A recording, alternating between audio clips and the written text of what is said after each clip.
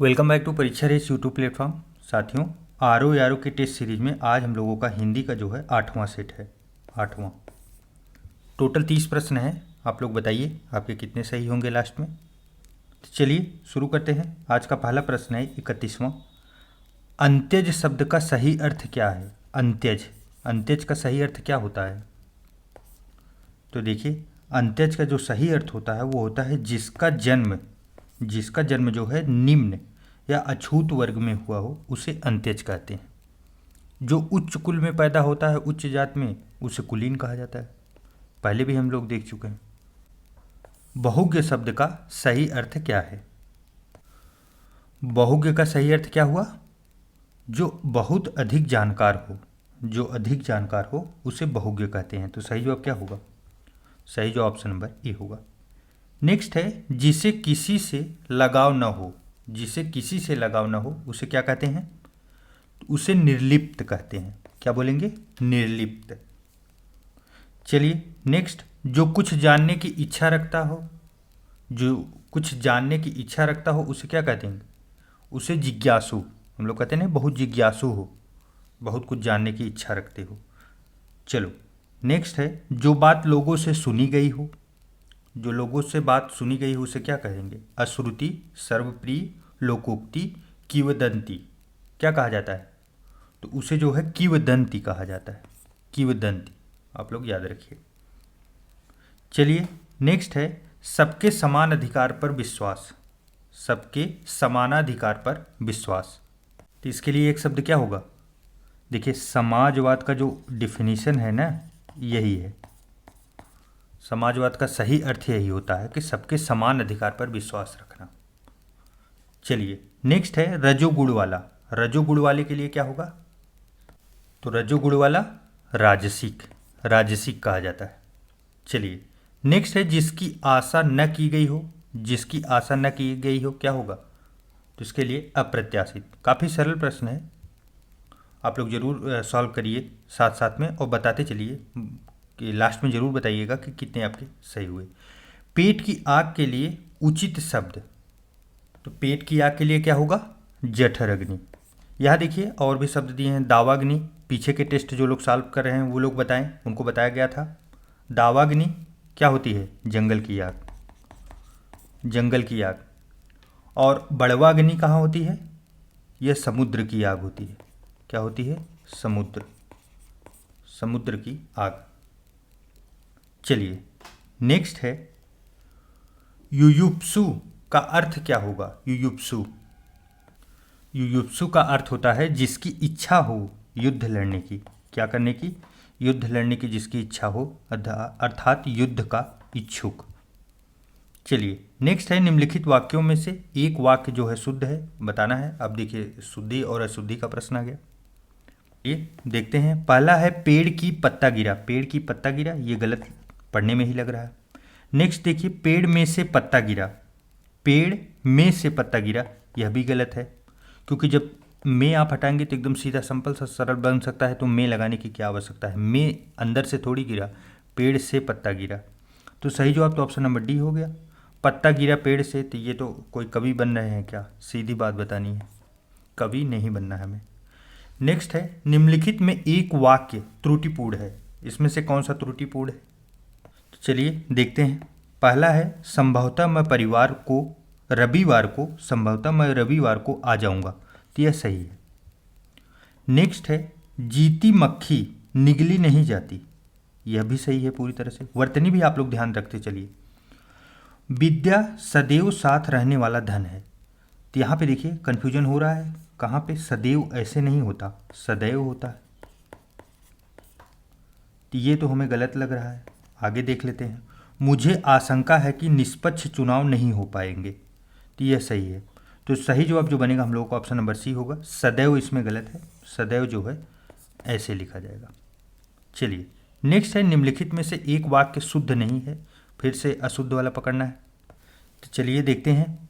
उसने केवल मुझे आमंत्रित किया। उसने केवल मुझे आमंत्रित किया, यह सही है। नेक्स्ट है सभी को देश की संस्कृति का सम्मान करना चाहिए। तो यह भी सही है। आपने उसे टक्का सा जवाब दिया। टक्का सा जवाब दिया, यहाँ जो है अशुद्धि है, टका सा क्या होगा, आपने उसे तुरंत जवाब दिया, तुरंत जवाब दिया, तो यहाँ तो अशुद्धि हम लोगों को एक मिल गई। आगे देखते हैं, शिष्य गुरु जी के पैर में गिर पड़े, यह भी गलत है क्योंकि शिष्य गुरु जी के पैर पड़े, पैर पड़े में गिर काट दीजिए आप, उसके बाद देखिए शिष्य गुरु जी के पैर पड़े, यह सही होगा। तो यहाँ पे भी अशुद्धि है, तो इस प्रश्न में आप देखेंगे दो दो गलत है, सी और डी।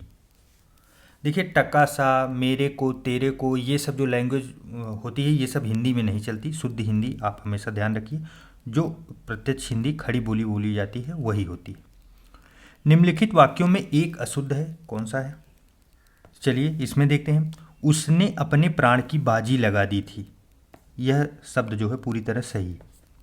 नेक्स्ट है, राम सीता और लक्ष्मण वन को गए, वन को गए, वन को गए होगा, राम सीता और लक्ष्मण वन गए होगा, तो को यहाँ पे हटा दीजिए, ये मिल गई हम लोगों की पहली अशुद्धि जो है।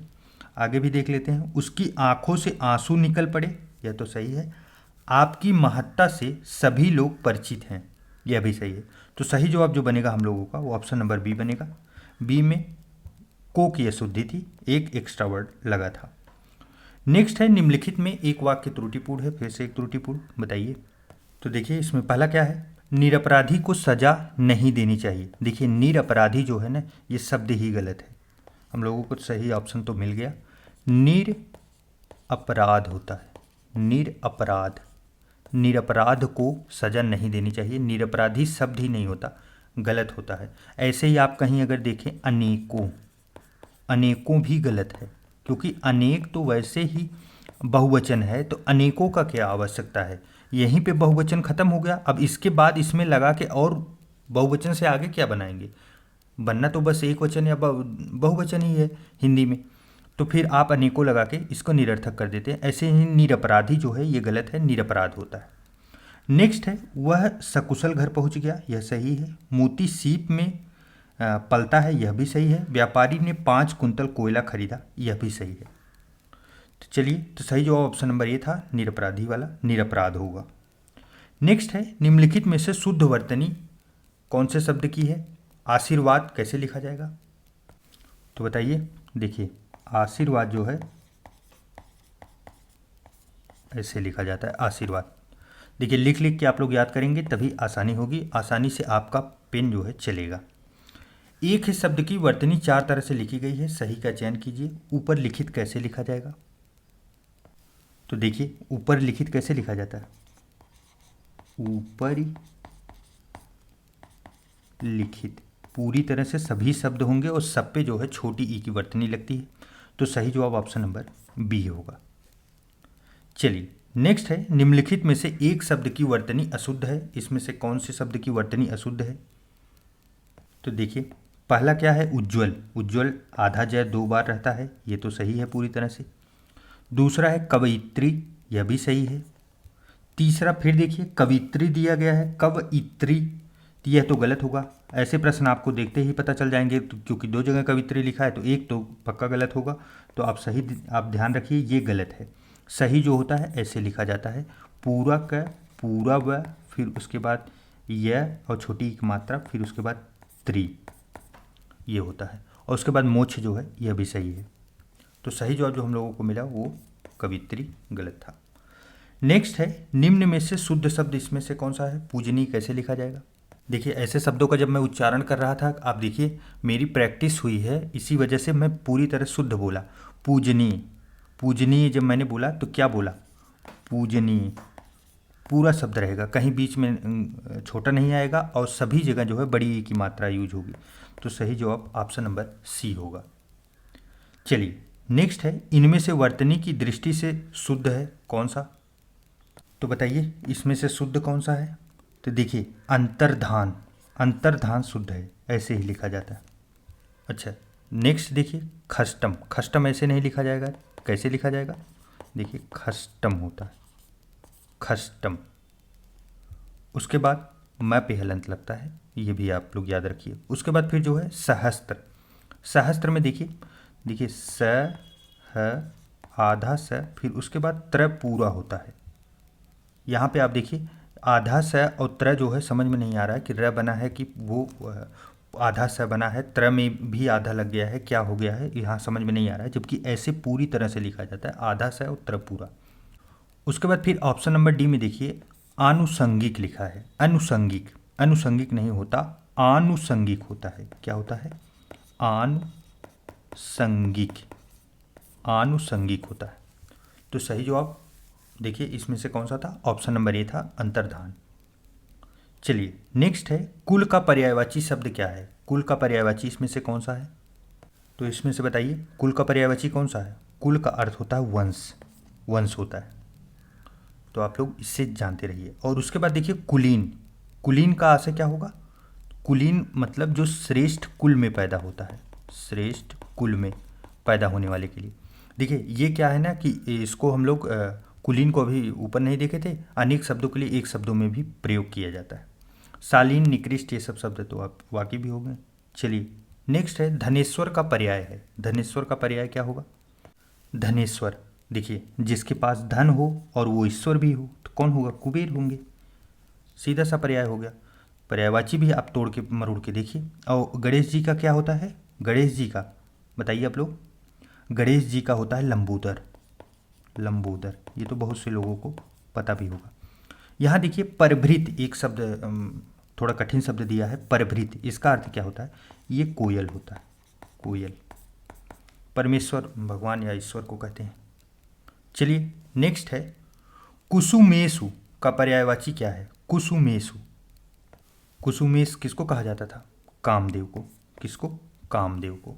अच्छा यहाँ पे एक शब्द देखिए कलकंठ, कलकंठ लिखा है, यह भी कोयल का है।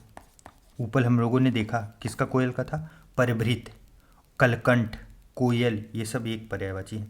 अंबर मीन्स आकाश होता है, आकाश हमको पता ही है। द्विग, द्विग किसे कहते हैं? द्विग के बहुत पर्यायवाची होते हैं, लेकिन द्विग जो है आँख को भी कहा जाता है, चिड़िया को भी बोला जाता है द्विग। चलिए नेक्स्ट है सांभवी का पर्यायवाची शब्द इसमें से कौन सा है? सांभवी तो बताइए। देखिए सांभवी जो है ना दुर्गा को कहा जाता था, दुर्गा को। और दुर्गा जी के और भी कुछ महत्वपूर्ण हैं, आप उन्हें भी याद रखिए। कल्याणी, और इन्हीं को काली भी कहा जाता है, यह भी याद रखिए। काली, चंडिका, इन्हीं का नाम है। तो सांभवी मीन्स क्या हुआ? दुर्गा। देखिए देवी देवता और भगवान, इनके नाम तो आप अवश्य याद रखिए पर्यायवाची में। भागीरथी का पर्यायवाची इसमें से कौन सा है? भागीरथी तो देखिए भागीरथी जो है ना, यह किसको कहा जाता है? गंगा को। गंगा का पर्यायवाची है भागीरथी। चलिए नेक्स्ट है गणेश का पर्यायवाची शब्द है। गणेश का इसमें से कौन सा पर्यायवाची शब्द है? तो बताइए। गणेश जी का विनायक होता है। क्या होता है? विनायक। अच्छा महादेव भगवान शंकर जी को कहते हैं, सबको पता ही है। विनीत, विनीत का पर्यायवाची क्या होता है? विनीत मतलब किसका होता है? सौम्य का। किसका? सौम्य का। जो डेली प्रश्न सॉल्व कर रहे हैं उन्हें पता होगा, ये प्रश्न आ भी चुका है। सेम एग्जैक्ट नहीं आया था, लेकिन सौम्य के और पर्यायवाची आए थे। उसके बाद मराल बताइए। मराल, हंस, हंस को कहा जाता है मराल, छोटा सा रहेगा। चलिए नेक्स्ट है दुहिता का पर्यायवाची शब्द। दुहिता का पर्यायवाची शब्द क्या है? तो बताइए। देखिए दुहिता जो है ना, यह किसको बोलते हैं? पुत्री को, पुत्री को। अच्छा भार्या यहाँ दिया है, भार्या किसको बोलते हैं? भार्या पत्नी को। किसको बोलते हैं? पत्नी, अर्थात गृहिणी। और उसके बाद गृहिणी भी इनका होता है। उसके बाद तनय, तनय बताइए। तनय पुत्र को कहा जाता है। अगर यही तनया हो जाता, तनया, तब हो जाता क्या? पुत्री हो जाता। तनया जो है किसका है? यह पुत्री का है। चलिए नेक्स्ट है निम्न में कमल का पर्यायवाची है। सबसे आसान कमल, तो बताइए कमल का क्या है? कमल का होता है नीरज, नीरज होता है। तो सही जवाब क्या बनेगा? ऑप्शन नंबर बी बनेगा। उसके बाद फिर और देखिए दिनकर किसे कहते हैं? दिनकर, दिनकर भगवान सूर्य को कहा जाता है। व्योम, व्योम मीन्स आकाश होता है, आकाश। लाल, ललाम, ललाम जो है यह किसका पर्यायवाची है? ललाम बताइए।